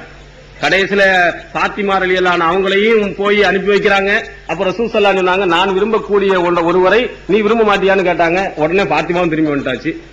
அது இருக்கிறதுலே ரொம்ப காரசாரமா பேசக்கூடியவனா ஸைனப் பின் ஜஹஷ் ரலியல்லாஹு அன்ஹா அவர்கள் தான் மனைவிமார்கள். உடனே இவங்க தான் சரியான ஆளுன்னு சொல்லிட்டு ஸைனப் பின் ஜஹஷ் அவர்களை அனுப்பி வச்சு பிரச்சனை பண்ணாங்க. போனா ரசூல் ஸல்லல்லாஹு அலைஹி ரொம்ப சத்தம் போட்டு சண்டை பிடிக்கிறாங்க. என்ன எப்படி நாங்களும் உங்க மனைவிமார்கள் தான், அவங்களுக்கு மட்டும் எப்படி வருதுங்கிற மாதிரி ரொம்ப சத்தம் போட்டு சண்டை பிடிக்கிறாங்க. ரசூலுல்லாஹ் எதுவுமே சொல்லல. ஆயிஷா அங்க இருந்து பாக்குறாங்க. பார்த்த உடனே ரசூலுல்லாஹ் பார்த்து சொல்றாங்க, அல்லாஹ்வின் தூதர் அவர்களே, நீங்க பதில் சொல்றீங்களா நான் சொல்லவா அப்படின்னு சைகை காட்டுறாங்க. ரசூலுல்லாஹ் நீ என்ன சொல்லு அப்படின்றாங்க. உடனே ஸைனப் பின் ஜஹஷ் கூப்பிட்டாங்க. கூப்பிட்டு என்ன பேசிக்கிட்டாங்கன்னு விவரம் இல்ல புகாரியில். ஆயிஷா பேசுற உடனே வாயடிச்சு போயிட்டாங்க. ஸைனப் பின் ஜஹஷால பதில் சொல்ல முடியல. உடனே திரும்பி போயிட்டாங்க. என்ன எவ்வளவு வேகமா வீராப்பா வந்த அந்த மனைவி ஆயிஷா ரலியல்லாஹு உடைய அந்த வாசகம், அவங்க கேட்ட கேள்வி பதில்கள் ஒன்னும் சொல்ல முடியாது, திரும்பி போயிட்டாங்க. அப்போ ரசூல் ஸல்லல்லாஹு அலைஹி வஸல்லம் அவர்கள் அவங்கள பார்த்து சொன்னாங்க, ஆயிஷாவை பார்த்து, அந்தி பின்தி அபூபக்கர், நீ அபூபக்கருடைய மகள்னு சொன்னாங்க. நீ அபூபக்கருடைய மகள்ங்கிறத நீ நிரூபித்து விட்டாய் என்று ரசூல் ஸல்லல்லாஹு அலைஹி சொன்னாங்க. அவருடைய அறிவு அப்படியே உன்கிட்ட இருக்குதுன்னு சொல்லி காட்டினாங்க. ஆயிஷாவை தனிப்பட்ட முறையில் புகழாமல் நீ அபூபக்கருடைய மகள் என்று ரசூல் ஸல்லல்லாஹு அலைஹி வஸல்லம் அவர்கள் அந்த கட்டத்தில் சுட்டிக்காட்டி இருக்கிறார். அப்ப அபூபக்கர் அவர்களுடைய அந்த அறிவுத்திறன் இருக்கிறதே, அது ரொம்ப சிறந்தது. பல கட்டங்களில் தன்னுடைய அறிவை அவர்கள் அங்கே சுட்டிக்காட்டி இருக்கிறார். ரசூல் ஸல்லல்லாஹு அலைஹி வஸல்லம் அவருக்கு பின்னால் வந்த அந்த அபூபக்கர் அவர்கள், அவருடைய மென்மை குணம் நமக்கெல்லாம் தெரியும். ரொம்ப சாஃப்டானவர்கள், ரொம்ப மென்மை நிலமானவர்கள், எல்லாத்தையும் மன்னிச்சு அவர்கள் விடக்கூடிய பண்பாடு உடையவர்கள் அபூபக்கர் சித்திக் ரலியல்லாஹு அன்ஹு அவர்கள். ஆனா மார்க்க விஷயம் என்று வந்துச்சுன்னா விட்டு கொடுக்கவே மாட்டாங்க.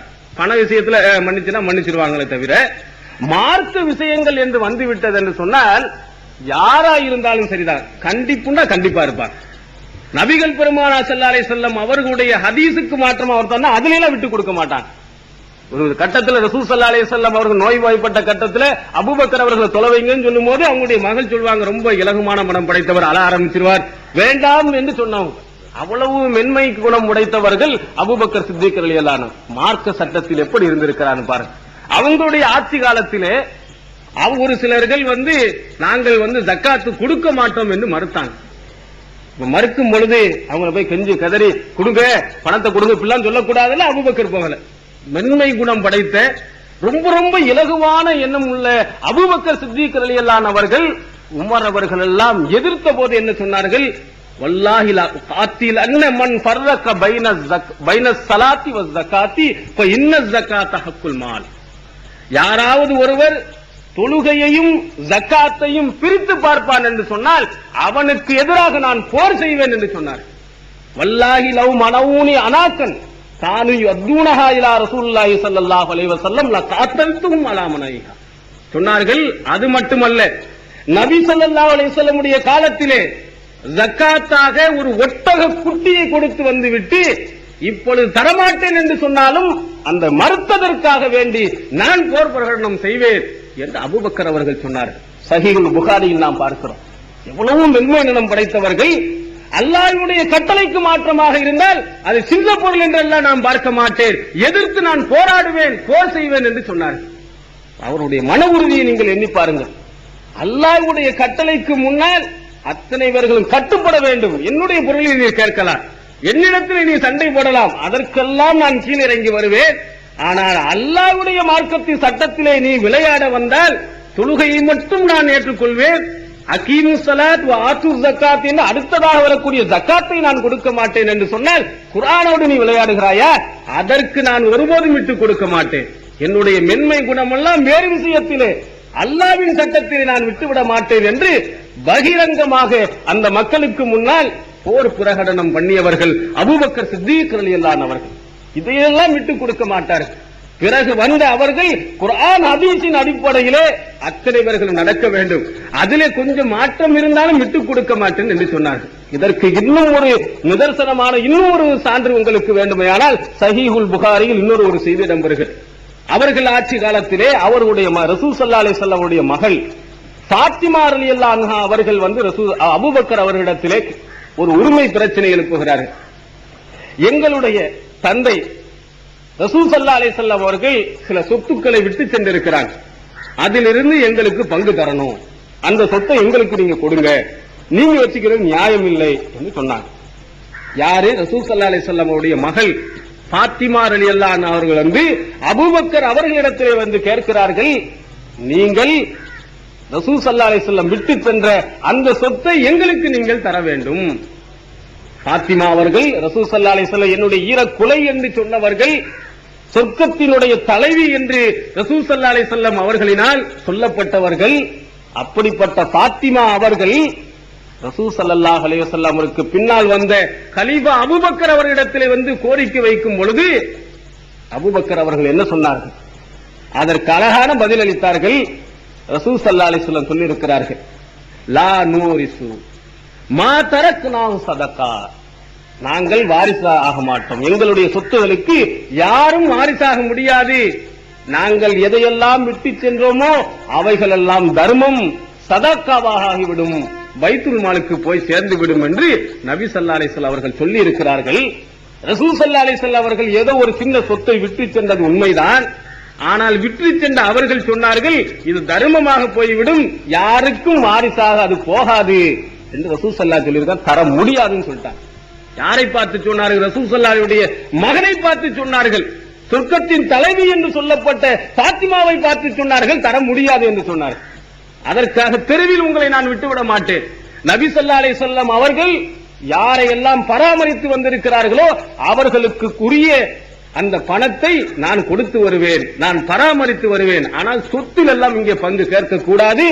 நபி ஸல்லல்லாஹு அலைஹி வஸல்லம் அவர்கள் யாரும் அவருடைய சொத்துக்கு பங்குதார ஆக முடியாது என்று சொன்னார்கள் என்று ஃபாத்திமா ரலியல்லாஹு அன்ஹா அவர்களை பார்த்து அவர்கள் சொன்னார்கள். சாதாரண அபூபக்கர் அவர்களை ஒரு பக்கத்திலே பார்க்கும் பொழுது மென்மையானவர்களாக திகழ்ந்தாலும் இன்னொரு பக்கத்திலே நீங்கள் பார்த்தீர்களே ஆனால் அவர்களுடைய அந்த மன உறுதி, இஸ்லாத்திற்காக வேண்டி பின்பற்ற வேண்டும் என்ற அவர்களுடைய துடிப்பு மிகச் சிறந்ததாக இருந்ததை நாம் வரலாற்று நூல்களிலே நாம் பார்க்கிறோம். குர்ஆன் ஹதீஸ் என்று சொன்னால் அதற்கு ஒருபோதும் அவர்கள் சாய்ந்து கொடுக்க மாட்டார், அதைத்தான் பின்பற்ற வேண்டும் என்று சொல்லி காட்டக்கூடியவர்கள். இதை போன்ற அபூபக்கர் அவர்களுடைய சிறப்புகளை ஏராளமாக நாம் சொல்லிக்கொண்டே போகலாம். அபூபக்கர் அவர்கள் எப்படி இந்த இஸ்லாத்திற்காக வேண்டி அவர்கள் அதிகமான தியாகங்களை செய்திருக்கிறார்களோ, அல்லாஹ்வுக்கு செய்ய வேண்டிய காரியங்களில் முக்கியத்துவம் கொடுத்திருக்கிறார்களோ, அதை போன்று முக்கியத்துவம் கொடுக்கக்கூடியவர்களாக நாமும் வர வேண்டும். அடுத்ததாக இரண்டாவது கலீஃபாவாக வந்த உமர் இப்னுல் கத்தாப் ரலியல்லாஹு அன்ஹு அவர்கள், இவர்களும் மிகச்சிறந்த ஒரு நபித்தோழர் என்பதில் எவ்விதமான ஐயமும் இல்லை.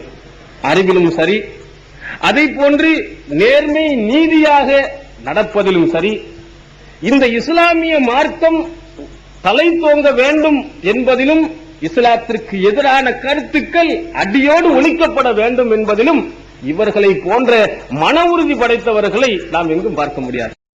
ஈகத்துவம் ஓரிரை கொள்கையை விளக்கும் முற்பற்ற மாத இதழ் PJ MI சுலைமான், ஷம்சுல்லுஹா, இன்னும் பல சிறந்த அறிஞர்களின் கருத்து கருவூலங்கள், இன்னும் பல சிறந்த அம்சங்களுடன் வெளிவரும் ஏகத்துவம் இதழை படித்து உங்கள் மார்க்க அறிவை வளர்த்துக் கொள்ளுங்கள். ஆண்டு சந்தா உள்நாடு 100 ரூபாய், வெளிநாடு 400 ரூபாய், தனி இதழ் 9 ரூபாய். உங்கள் டிராப்ட்களை ஏகத்துவம் இலக்கம் 30 அரண்மனைக்காரன் தெரு, மண்ணடி, சென்னை 3 என்ற முகவரிக்கு அனுப்பி வையுங்கள். மகளிருக்கு வழிகாட்டும் மாத இதழ் தீன்குல பெண்மணி, தமிழ்நாடு தவ்ஹீத் ஜமாத்தின் மேற்பார்வையில் முஸ்லிம் பெண்களுக்கான இல்லற கடமைகள், மருத்துவ பகுதி, சிறுவர் பகுதி, திருமண தகவல் பகுதி, ஹதீஸ் திறனாய்வு போட்டி மற்றும் பல சுவையான அம்சங்களுடன் வெளிவரும் முஸ்லிம் பெண்களுக்கான முழுமையான மாத இதழ் தீன் குல பெண்மணி. ஆண்டு சந்தா உள்நாடு 100 ரூபாய், வெளிநாடு 400 ரூபாய், தனி இதழ் 9 ரூபாய். உங்கள் MODDகளை எடுத்து அனுப்ப வேண்டிய முகவரி தீன் குல பெண்மணி, நம்பர் 30, அரண்மனைக்காரன் தெரு, மண்ணடி, சென்னை 1.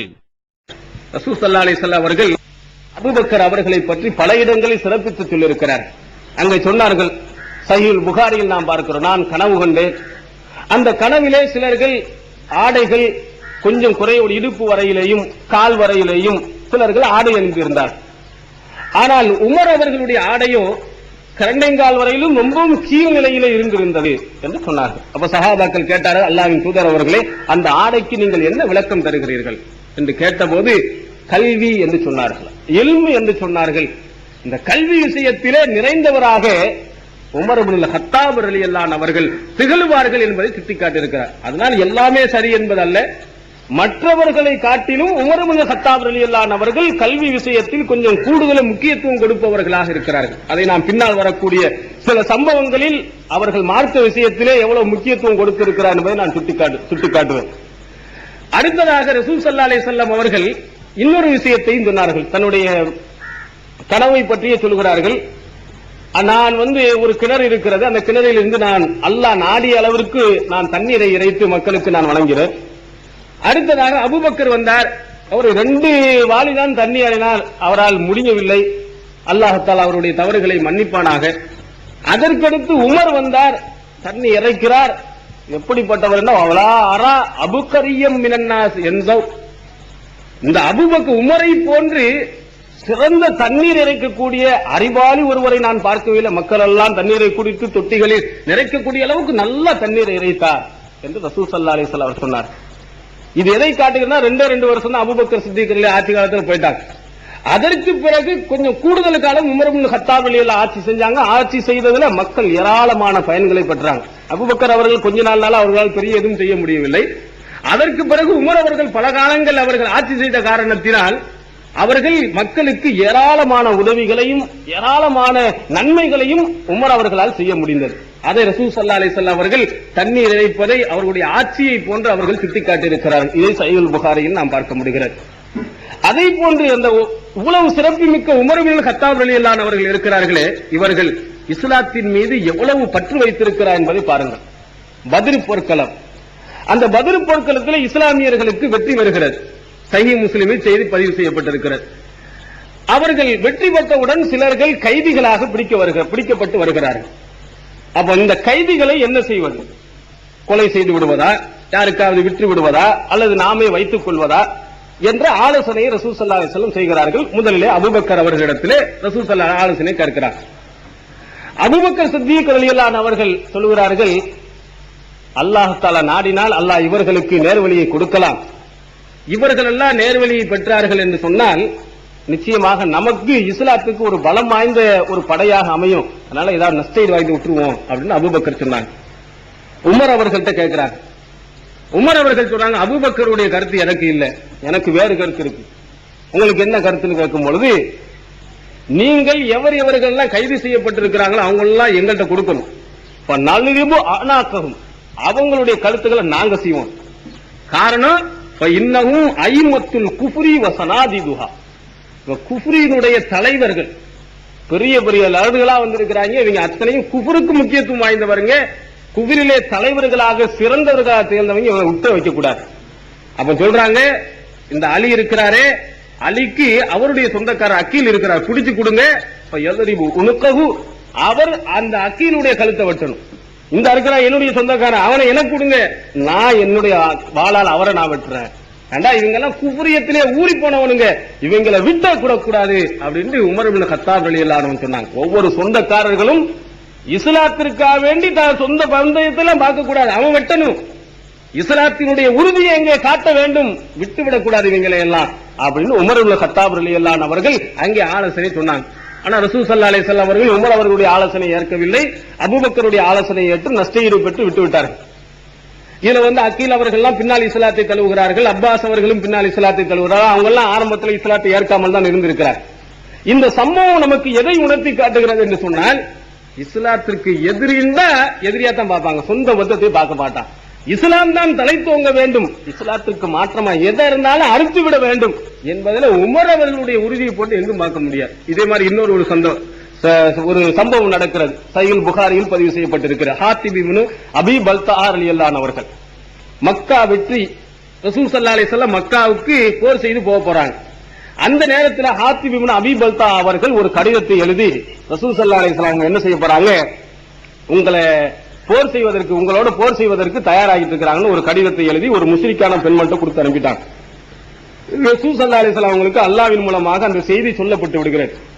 உடனே ரசூல் ஸல்லல்லாஹு அலைஹி வஸல்லம் அவங்க அலி ரலியல்லாஹு அவர்களையும் ஜுபைர் ரலியல்லாஹு அவங்களையும் அனுப்பி, அந்த இடத்துல ஒரு பெண்மணி இருப்பா, அங்க ஒரு கடிதம் இருக்கும், ஹாத்திப் இப்னு அபீ பல்தாவுடைய கடிதம் இருக்கும், வாங்கிட்டு வந்துருங்கன்றாங்க. அலியும் ஜுபைர் அவர்களும் போனாங்க. கேட்டா அந்த பொம்பளை இல்லன்னு சொன்னிச்சு. அப்ப சொன்னாங்க, நீ தர்றியா இல்லன்னா நிர்வாணப்படுத்தவா அப்படின்னு கேட்டாங்க.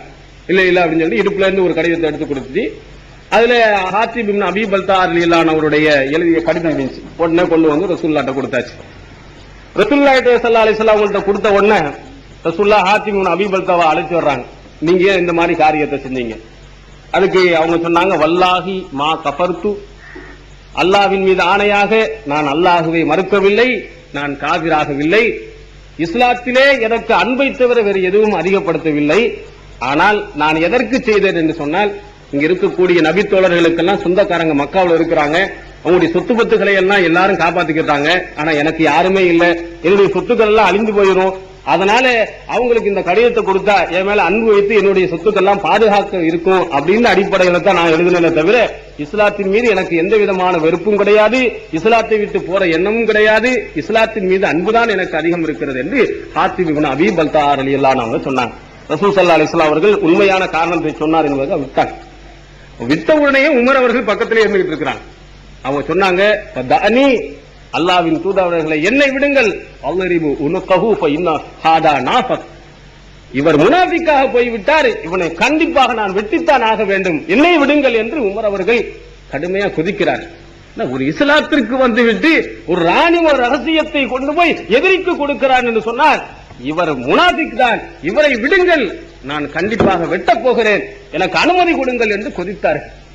ரசூல் ஸல்லல்லாஹு அலைஹி வஸல்லம் அவங்க சொன்னாங்க, பத்ர் போர்க்களத்தில் கலந்து கொண்டவர்களை பார்த்து அல்லாஹ் சொல்லிவிட்டான், லமு மாஷித்தும், நீங்கள் விரும்பியவாறு நீங்கள் நடந்து கொள்ளுங்கள், உங்களுக்கு சொர்க்கம் கடமையாக்கப்பட்டு அல்லாஹ் சொல்லிட்டானப்பா, இது வீம்புக்கு அவர் செய்யல, விட்டு விடுங்கள் என்று சொன்னார்.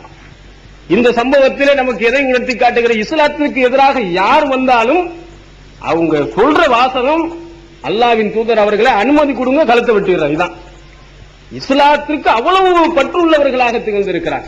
இஸ்லாத்திற்கு எதிராக யார் இருந்தாலும் அவர்கள் மேல அன்பு செலுத்தவே மாட்டாங்க. எவ்வளவு பெரிய ஆளா இருந்தாலும் சரி, எவ்வளவு பெரிய மனிதனாக இருந்தாலும் சரி, சொந்த பந்தமாக இருந்தாலும் சரி எதிர்ப்பாங்க. நம்மள்ட்ட அப்படி இருக்குதா நம்ம எண்ணி பார்க்கிறோம்.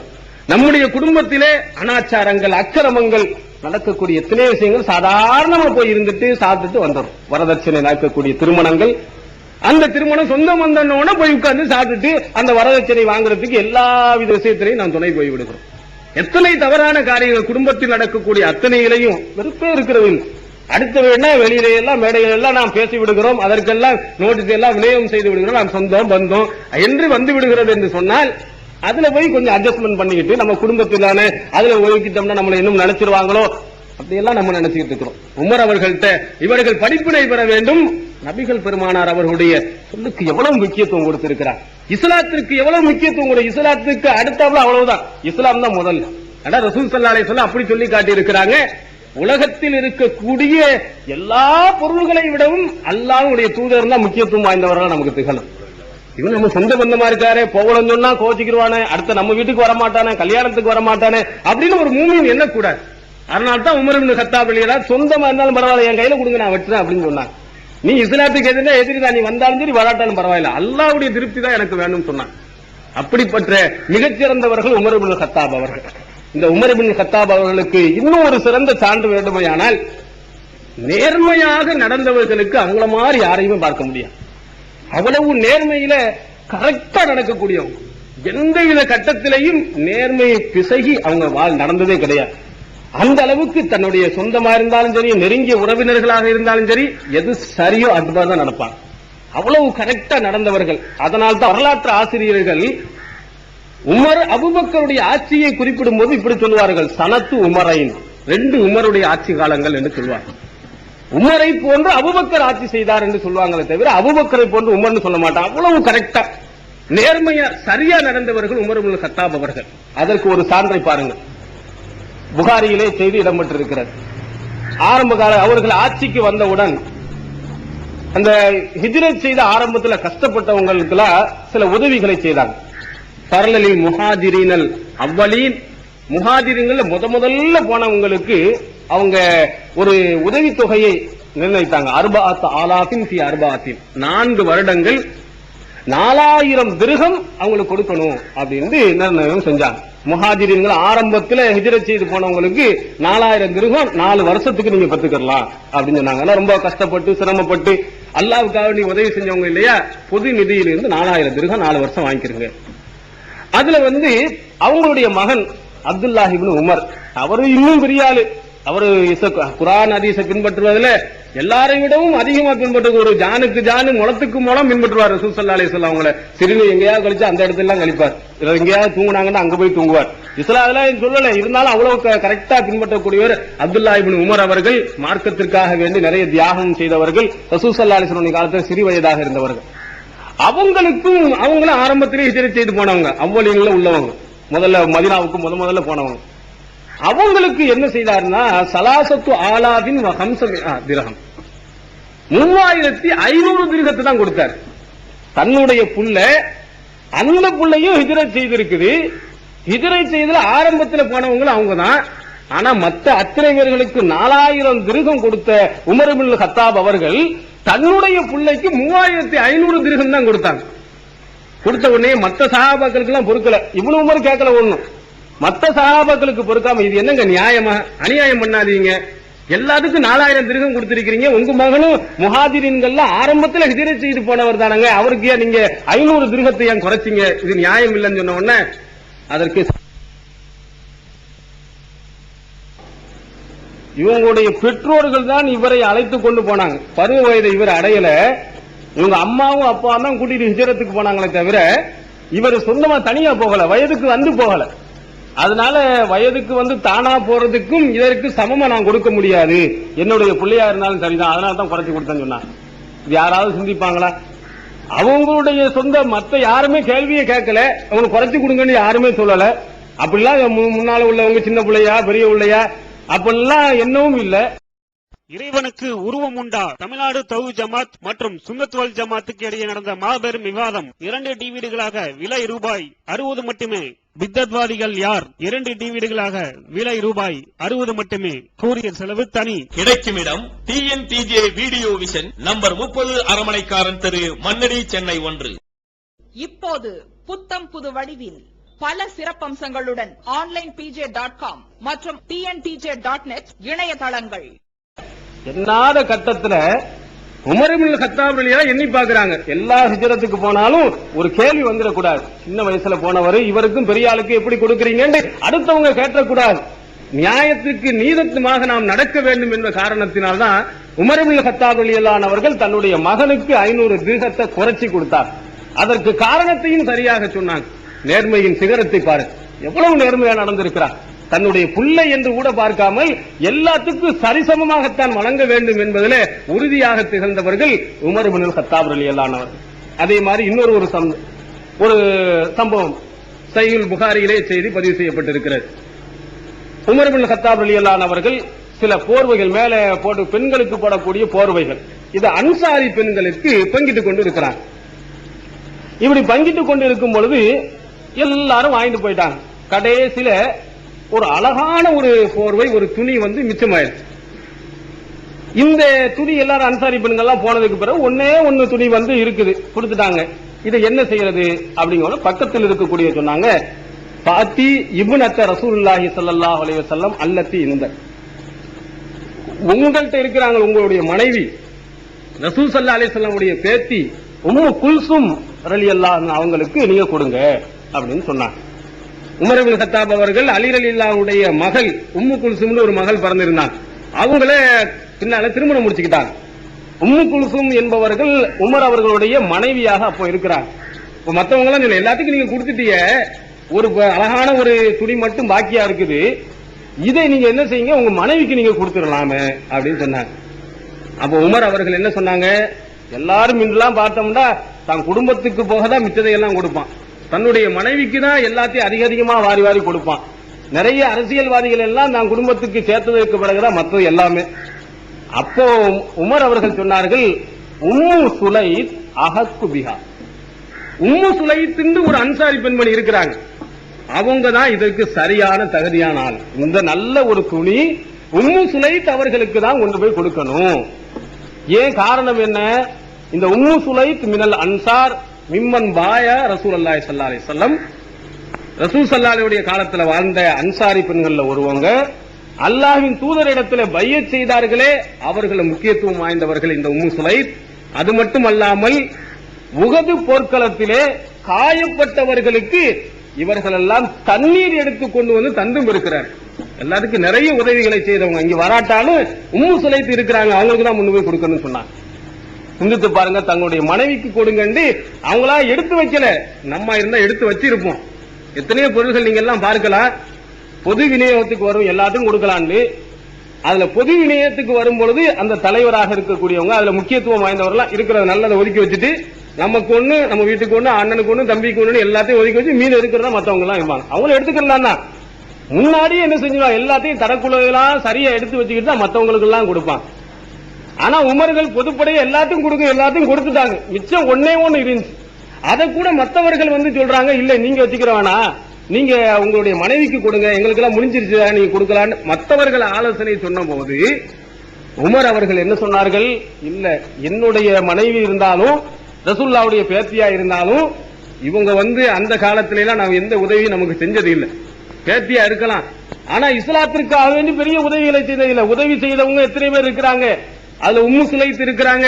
உஹது போர்க்களத்துல காயம்பட்டவங்களுக்கு கஷ்டப்பட்டு தண்ணீர் கொண்டு வந்து உதவி செஞ்சிருக்கிறாங்க, அவங்களுக்கு கொடுக்காம மத்தவங்களுக்கு எப்படி கொடுக்கிறது அப்படின்னு உமர் இப்னு கத்தாப் ரலியல்லாஹு அன்ஹு அவர்கள் சொல்லிவிட்டு உம்மு சுலைத்துக்கு அதை கொடுத்திருக்கிறார். சிந்தித்து பாருங்கள், எவ்வளவு நேர்மையான முறையில் உமர் இப்னு கத்தாப் ரலியல்லாஹு அன்ஹு அவர்கள் நடந்திருக்கிறார். குர்ஆன் ஹதீஸ் அவ்வளவு கரெக்டா அல்லாஹ்வின் தூதர் அவர்கள் நேர்மையா நடக்குமாறு சொல்லி இருக்கிறார். திருமலை குர்ஆன் தன்னுடைய சொந்த பந்த நெருக்கமா இருந்தாலும் நேர்மையா தான் நடக்கணும், யாருக்கும் சாதகமா நடக்கக்கூடாதுன்னு குர்ஆன் சொல்லி இருக்கு. அதனால் உமர் இப்னு கத்தாப் ரலியல்லாஹு அன்ஹு அவர்கள் எல்லாத்திலையும் கரெக்டா இருந்தார். அதே மாதிரி மார்க்க விஷயத்துல அடுத்தவன் தலையிட்ட கூடாது, இஷ்டத்துக்கு அடித்து விடக் கூடாதுங்கிறது எவ்வளவு கரெக்டா நடந்திருக்கிறாங்க. அதற்கு ஒரு செய்தியை நீங்க பாருங்க, சஹீஹுல் புகாரியில் பதிவு செய்யப்பட்டிருக்கு, வேறு நூல்களிலும் இந்த செய்தி பதிவு செய்யப்பட்டிருக்கிறது. அபூ மூஸல் அஷ்அரி ரலியல்லாஹு அன்ஹு அவர்கள் உமர் அவர்களை பார்க்க வர்றாங்க. 3 தடவை சலாம் சொன்னாங்க. சலாம் சொன்ன உடனே பதில் வரல. உமர் அவர்கள் ஏதோ ஒரு முக்கியமான யார்கிட்ட பேசியிருந்தாங்க, கேட்கல, அவர் திரும்பி போயிட்டாங்க. பேசி முடிஞ்ச உடனே உமர் அவர்களே அபூ மூஸாவுடைய குரல் கடிதம் எங்க ஆளை காணா, அவர் அப்பவுமே போயாச்சு, கூட்டிட்டு வாங்கன்னா. வந்த உடனே அபூ மூஸா அவர்கள் அழைக்கப்பட்டு வர்றாங்க. வந்த உடனே என்ன வந்தீங்களே, ஏன் இப்ப ஓடி போயிட்டீங்க? இல்ல வந்தேன், 3 தடவை சலாம் சொன்னேன், பதில் வரல. 3 தடவை சலாம் சொன்னா பதில் வரலன்னா ரசூலுல்லாஹ் திரும்பி போயிருங்கன்னு சொல்லி இருக்கிறாங்க, அதனால நான் திரும்பி போயிட்டேன். இதுதான் பெரிய வில்லங்கம் மாட்டிக்கிச்சு. இந்த விஷயத்தை சொன்ன உடனே ரசூல் ஸல்லல்லாஹு அலைஹி வஸல்லம் இப்படி சொன்னாங்களா, 3 தடவை சலாம் சொல்லி பதில் சலாம் சொல்லலன்னு சொன்னா திரும்பி போயிருன்னு சொன்னாங்களா, எனக்கு தெரியலையே. அக்கிம் அலைஹில் பையினா இல்லா அவுஜஅத்துக், இதற்கு சரியான ஆதாரத்தை நீ சமர்ப்பிக்க வேண்டும், இல்லை என்று சொன்னால் உனக்கு தண்டனை தருவேன் சொன்னாங்க. யாரை பார்த்து சொன்னாங்க? உமர் அவருடைய காலத்துக்கு பின்னால தாபியில அபூ மூஸல் அஷ்அரி ரலியல்லாஹு அன்ஹு அவர்கள் ரசூல் ஸல்லல்லாஹு அலைஹி வஸல்லம் காலத்துல வாழ்ந்தவங்க, ரசூலுல்லாஹ்வுடைய சொல் செயல்களை கேட்டவங்க, அவங்களை பார்த்து உமர் இப்னு கத்தாப் அவர்கள் சொல்றாங்க, இதற்கு ஆதாரத்தை நிரூபிக்க வேண்டும். ஏன்னா ரசூலுல்லாஹ் சொல்லியிருப்பாங்க, எத்தனை பேர் கேட்டிருப்பாங்களா இல்லையா, கேட்ட ஒரு ஆளை நீ நிரூபிக்கணும், இல்லன்னு சொன்னா நீ நிரூபிக்காத குற்றத்திற்காக வேண்டி. இங்க அஸ்ஹருல் கௌம், ரொம்ப சின்ன வயசு உள்ள ஒரு ஆள் இருக்காரு, அவரை தவிர யாரும் உனக்கு சாட்சி சொல்ல வர மாட்டாங்கன்றாங்க. யாருன்னா அபூ சயீதுல் குத்ரி ரலியல்லாஹு அன்ஹு அங்க உட்கார்ந்து இருந்தாங்க. சின்ன வயசு ரசூலுல்லாஹ் காலத்திலையும் இந்த சஹாபாக்கள்லையும் அப்போ ஒப்பிட்டு பார்த்தா அவங்க தான் சின்ன வயசு. உடனே எந்திரிச்சு போய் உமர் அவர்கள்ட்ட ரசூல் ஸல்லல்லாஹு அலைஹி வஸல்லம் சொன்னதை நானும் கேட்டிருக்கிறேன் அப்படின்னு சொன்னாங்க. சொன்னதான் விட்டாங்க. உமர் அவர்களை கொஞ்சம் சிந்தித்து பாருங்க, மார்க்க விஷயத்துல கொஞ்சம் கூடுதல் குறைவு யாரு சஹாபாக்கள் கூட செய்யக்கூடாதுன்னு அவங்க கண்டிப்பா இருந்தாங்க. இங்க என்னன்னா நேத்து பிறந்தவங்க இன்னைக்கு பிறந்தவங்க ஏதாவது எழுதி வச்சுட்டு புதுசு புதுசாக விட்டு அடிச்சுக்கிட்டே இருக்கிறாங்க. இப்போ ஒரு ஆலிம் சாட்ட ஆதாரம் கேட்டா ரொம்ப கடுமையா கோபம் வந்துகிட்டு இருக்கு. ஏதாவது ஒரு மாத்தியா ஓதுறான், மௌலூது ஓதுறான், ஹதீஸ்ல இருக்கா குர்ஆன்ல இருக்காண்டா நீ அரபி படிச்சிருக்கிறியா, நீ 7 வருஷம் மதரசாக்கு போயிருக்கிறியான்னு இப்படி திருப்பி கேள்வி. மார்க்க விஷயத்திலே கேள்வி கேட்டு சரியா இருந்தா தான் பின்பற்றணும். அதனால்தான் உமர் இப்னு கத்தாப் ரலியல்லாஹு அன்ஹு சஹாபாய திறந்த அபூ மூஸா அல்-அஷ்அரி ரலியல்லாஹு அன்ஹு ஆதாரத்தை நிரூபி அப்படின்னு சொன்னாங்க. ஏன்னா மார்க்கத்துல ஆதாரத்தை கேட்காம போய்கிட்டே இருந்தா இஷ்டத்துக்கு கதகதையா விட்டுக்கிட்டு போயிடுவான். மார்க்க விஷயத்தில் ஒரு விஷயத்தை கூட்டவும் கூடாது, குறைக்கவும் கூடாது என்பதில் உமர் இப்னு கத்தாப் ரலியல்லாஹு அன்ஹு அவர்கள் ரொம்ப முக்கியத்துவம் கொடுத்திருந்திருக்கிறார். உமர் அவர்களுடைய வரலாற்றில் ஏராளமான படிப்பினைகள் இருக்கிறது. உஸ்மான் அவர்கள், அலி ரலியல்லாஹு அன்ஹுடைய வாழ்க்கையிலும் ஏராளமான படிப்பினைகள் இருக்கிறது. என்னுடைய நேரம் முடிந்துவிட்ட காரணத்தால் இப்போது நிறைவு செய்து கொள்கிறேன். வாக்கர்தாவான அஸ்ஸலாமு அலைக்கும். உணர்வு முஸ்லிம் சமுதாயத்தின் நம்பர் 1 தமிழ் வார இதழ். உறங்கிக் கிடந்த முஸ்லிம்களின் உணர்வுகளை தட்டி எழுப்புவதில் 13 ஆண்டு கால வரலாற்று சாதனை படைத்த ஒரே இதழ் உணர்வு. செய்திகளில் நடுநிலைமை, விமர்சனங்களில் நேர்மை, சமுதாய செய்திகளுக்கு முன்னுரிமை, இஸ்லாத்தின் எதிரிகளை அடையாளம் காட்டுதல், அரசியல், ஆன்மீகம் பற்றிய கேள்விகளுக்கு ஆணித்தரமான பதில்கள், ஆய்வுக் கட்டுரைகள், பல சுவையான அம்சங்களுடன் வெளிவரும் உணர்வின் வாசக சமுத்திரத்தில் நீங்களும் சங்கமமாகுங்கள். ஆண்டு சந்தா உள்நாடு ரூபாய் 400, வெளிநாடு ரூபாய் 2300, தனி இதழ் ரூபாய் 8. உங்கள் டிராஃப்ட்களை Muslim media trust number 7 Vadamaraikkal street 2nd floor Mannady Chennai என்ற முகவரிக்கு அனுப்பி வையுங்கள். Allah